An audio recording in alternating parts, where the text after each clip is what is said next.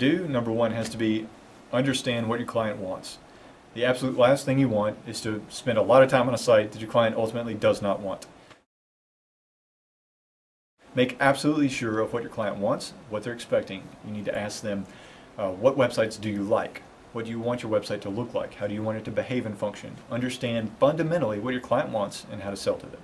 That's the trick. That's number one. Number two, how about valid code? Make sure your code is valid so that it will run correctly.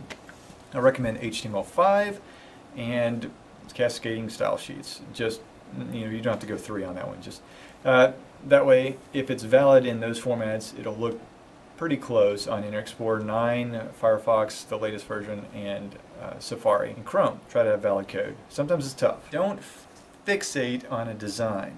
You can burn tons of hours on a design and your client won't even notice.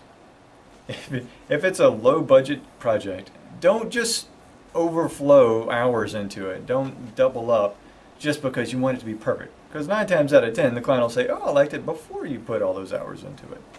Or something like that. Give the client a little bit of freedom to go in and look at your progress as you go. Don't be afraid of criticism and critiques. Invoice your clients whenever they need to be invoiced. Don't work with clients that haven't paid you. That's a major big one that nobody tells you, hey, by the way, you've got to get paid. If you don't get paid, then it's not worthwhile at all. So do understand what pricing to give your clients. Don't just make up some off-the-cuff stuff. Don't just because some website said, oh, your time is worth $200 an hour. It doesn't mean your client's going to pay that. It doesn't mean it's worth $200 in this market or in this area or for what you're offering.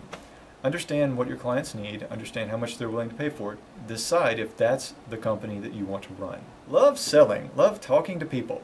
If you do not love talking to people and selling, then people don't want to talk to you or be sold, and you can't keep a business that way. You gotta love it. You gotta love the interaction, you gotta love the people. Even the people you don't normally love, learn how to love them. Make it happen.